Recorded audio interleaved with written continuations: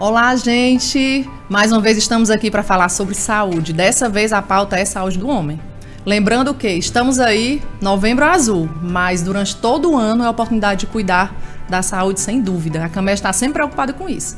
E hoje o tema, falando aí da macharada, cuidando dos homens, nós vamos falar com um grande especialista no assunto e desmistificar todo esse tabu que tem frente ao câncer de próstata e também da saúde do homem. Acompanhe aí que esse episódio está imperdível.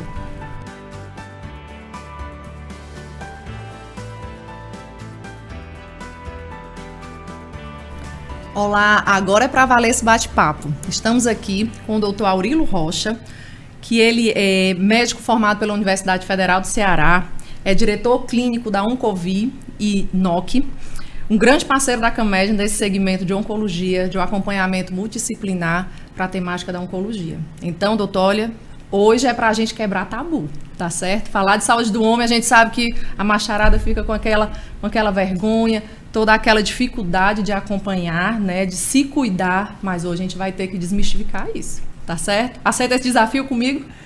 Maior prazer, Ana. Pronto, que bom, doutor. Prazer. Que bom tê-lo aqui. Obrigado pelo convite, é um prazer estar aqui e a gente, é um caminho que não tem volta, né? A sociedade, os homens precisam encarar esses tabus. Tá, Joel, doutor, aqui para a gente começar, né, a gente sabe que nem tudo que está determinado na genética, no fator que vem de família, é o que define. E aí, falando um pouquinho de prevenção, né, quais fatores, de fato, eles estão atrelados nessa escolha de estilo de vida na questão da oncologia? O que é que a gente pode trazer aqui como reflexão? Quando a gente se refere ao câncer de próstata, se a gente imaginar que idade é um fator importante, portanto, é muito comum que com a evolução da idade a gente vai ter um aumento da próstata e esse aumento da próstata vai levar a alguns sintomas. E aí, quando a gente fala em sintomas de prevenção, diagnóstico precoce, a gente lembra que quais são os sinais que chamam alerta. Dor a urinar, sangramento a urinar, aquela pessoa que vai várias vezes à noite, né, tem urinas que são quebradas, e lá não conseguem ter o jato todo eliminado. Então, esses são os principais alertas. Doutor, agora vamos ter que conversar sobre segredos de consultório. O senhor, como oncologista, né? A gente sabe que existe incidência de cânceres que é mais em homem, mais em mulher. Nós, lá da prevenção, muitas vezes nos deparamos com números muito maiores de mulheres acompanhadas com a saúde. Tá? As mulheres procuram muito mais. A gente sabe que a expectativa de vida para a mulher é maior do que para o homem. E aí, como fica isso? Será que, de fato, os homens se cuidam menos? O que é que está faltando para essa turma aí ter acesso e se cuidar mesmo da saúde de uma forma geral? Esse é um tabu, né? A sociedade hoje, essa questão, por mais que os homens tenham, se for falar, diferentes níveis sociais, diferentes faixas de educação, é um tabu de fato. Então, o homem acaba que ele procura muito mais quando precisa do que quando ele previne. Então, normalmente, quando ele tem um sintoma, ele procura. E aí ele não sabe, na verdade, fazer isso de uma forma preventiva. Me diga aí um pouquinho, doutor, então, que jornada então esse homem deve percorrer? A gente sabe que com andar da carruagem, né, às vezes a gente tem um cardiologista ou tem um clínico geral. Que horas procurar e qual é o especialista que esse homem tem que procurar? Isso independente de ser o câncer de próstata, mas com esse cuidado da saúde do homem, né, independente de ter outra patologia crônica. Qual seria o urologista, o clínico geral? Como é que deveria ser uma jornada mais fluida, né, para esse paciente? Quando a gente fala da saúde do homem, é importante a gente ver que as duas doenças que mais matam é coração e câncer. Então, as doenças cardiológicas, às vezes, elas são silenciosas. Elas chamam a atenção quando tem um infarto, quando tem uma dor. Então, silenciosa, às vezes é uma hipertensão, às vezes é um trombo que às vezes passa por uma dor desapercebida. Em relação ao câncer da próstata, o homem deve e tem que incluir isso na sua prevenção. Portanto, é normal hoje que os homens adiem isso. Aí existem, né, fatores de risco, portanto, história familiar, né, quando tem sintomas, isso faz com que a gente faça com que o homem se obriga a ter uma busca pelo urologista. Então, o urologista é a porta de entrada. E em seguida o urologista ele vai pedir os exames necessários, encaminhar os profissionais adequados, mas a ideia é que a gente estabeleça uma cultura para que o homem possa fazer isso de uma forma preventiva. Quando é que se deve fazer preventivo? Então, quando a gente detecta, né, quais são os principais, a partir de 40 anos, a gente tem alguns grandes chamas, né? Se a gente vê que tem história familiar forte, portanto, história genética, quando tem alteração de PSA, mesmo ou não tendo alteração de PSA, e também indivíduos da raça negra, né? Então, hoje a gente sabe que a raça negra tem um tipo mais agressivo, um pouquinho mais silencioso. Então, esses 3 fazem que a busca por uma consulta seja precoce. Então, doutor, a gente chega à conclusão que coloca aí no check-up os exames laboratoriais, ok? Mas 40 anos, uma visita ao urologista é adequada para esse acompanhamento, esse rastreio, digamos assim, independente de ter ou não alguns sintomas. Podemos deixar isso acordado aqui para o pessoal que está assistindo? Eu acho que tem que deixar assim, Ana, acordado, até porque o urologista ele vai saber se deve ou não pedir exame, se o retorno deve ser anual, bianual. Então ele vai identificar qual é a gravidade de risco daquela, né? A gente chama muito de cuidados personalizados. Então ele sabendo um pouquinho a história familiar, ele sabendo um pouquinho a história dos exames, ele vai começar a fazer um planejamento para que as visitas sejam periódicas, sejam elas anuais, quando tem um risco maior, sejam elas bianuais, quando tem um risco menor, mas elas devem começar assim pelo urologista. E doutor, esse tempo aí de pandemia, a gente sabe que muita coisa não foi acompanhada, cuidada, né? Tivemos aí um foco muito grande no Covid, mas o que é que vocês têm sentido nos consultórios, nos acompanhamentos das clínicas de vocês? Existe sim alguns casos novos? Como é que está esse acompanhamento? O que é que a gente pode esperar aí do avanço do câncer de próstata, de outros cânceres? A gente está falando aqui de saúde do homem, mas a gente sabe que tem outros cânceres também, outros cuidados com a saúde que podem não ter sido focados, né, por conta da pandemia, mas sempre é hora de se cuidar. O que é que você me traz disso? O que aconteceu é que na época da pandemia, todo mundo estava aprendendo o que era a doença em si e evitou-se e houve um represamento de exames de diagnóstico, de consulta, de busca a outros médicos por exames de prevenção, não tinha sentido na época de pandemia. E aí o que aconteceu foi que houve um enorme represamento e aí na hora que se abriram aos exames, se abriram as consultas, né, houve um boom de diagnósticos. Então parece que tudo aquilo que estava represado começa a se ter uma diagnóstica agora. Tem uma outra coisa que chama a atenção, é que a gente começou a fazer exames de acompanhamento por tomografia, acompanhamento pulmonar por tomografia, diagnóstico precoce para outras doenças. Aí tem quais são as outras formas de Covid. O Covid tem diversas formas crônicas, mas enfim, represou-se o diagnóstico, tem agora um boom de casos e, para surpresa, cada vez a gente tem mais casos precoces, pessoas com idades mais baixas, tendo diagnóstico de doenças mais graves. Então, agora é a hora que está tendo, né, um certo diagnóstico enorme de casos de neoplasias.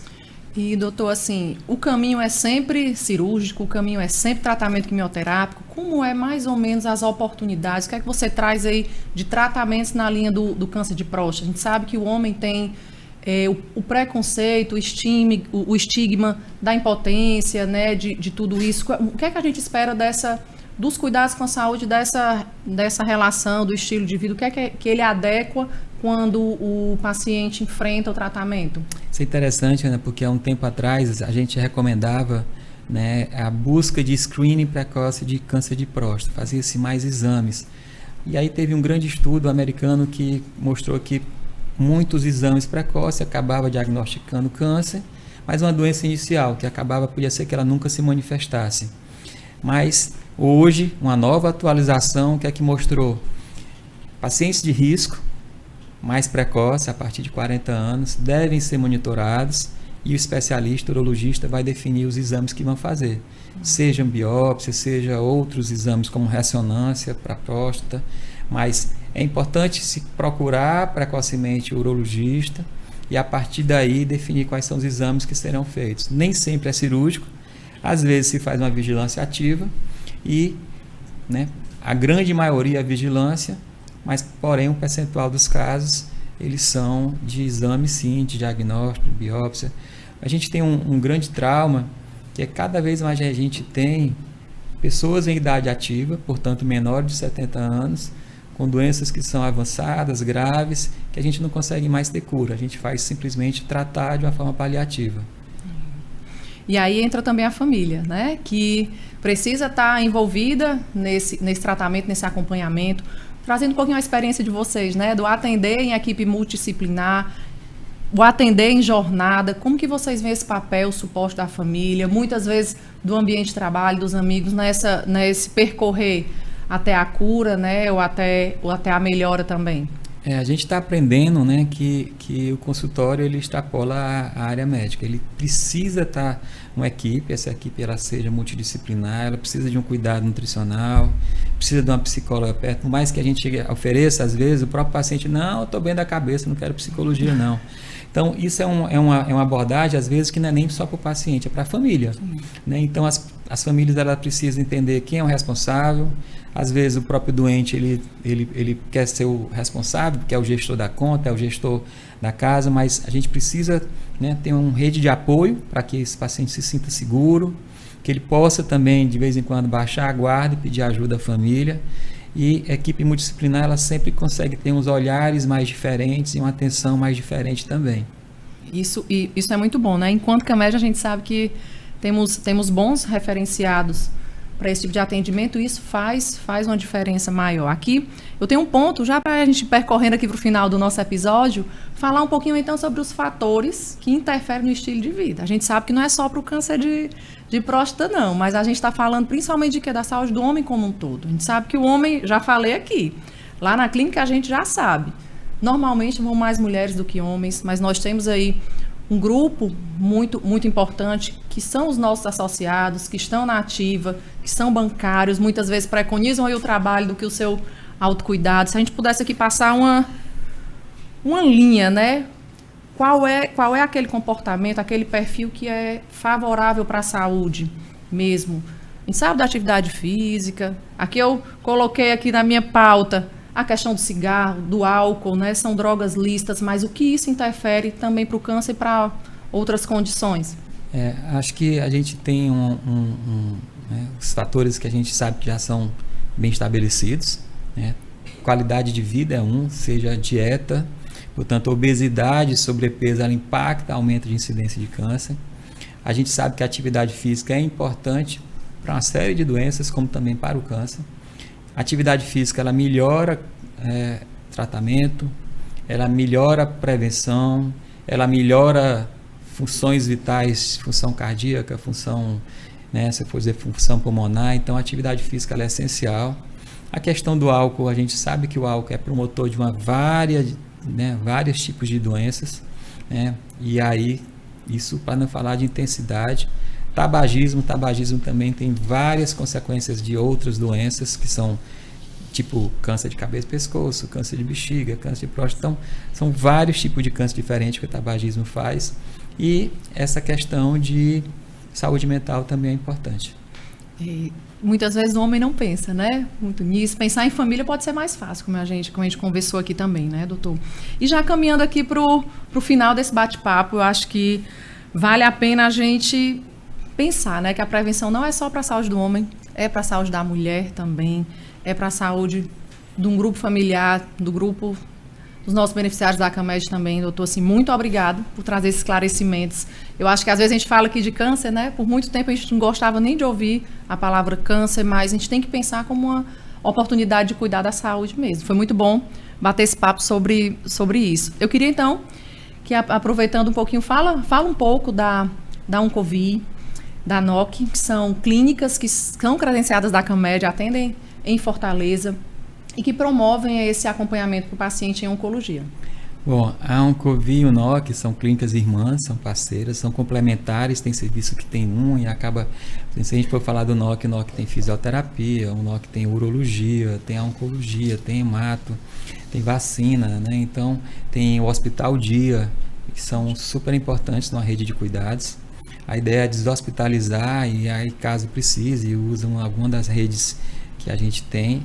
A Oncovi, a gente está também de endereço novo. A Oncovi ela é uma unidade integrada, onde tem a oncologia, a hematologia, a reumatologia, urologia. A urologia tem uma máquina agora que a gente trouxe lá, um microultrassom, e esse microultrassom ele é comparado a uma ressonância. Portanto, a ideia é que a gente consiga fazer menos internações, melhores diagnósticos, para que a gente consiga, né, dar um mais alto grau de certeza na segurança que a gente acompanha. Saúde da mulher, saúde do homem. Esse é o foco. Finalizamos mais um episódio e convido você a curtir as nossas redes sociais. No Instagram, @camed.saúde e o nosso portal camed.com.br. Esse papo foi sobre saúde do homem, mas teremos muito mais conteúdos para deixar você atualizado.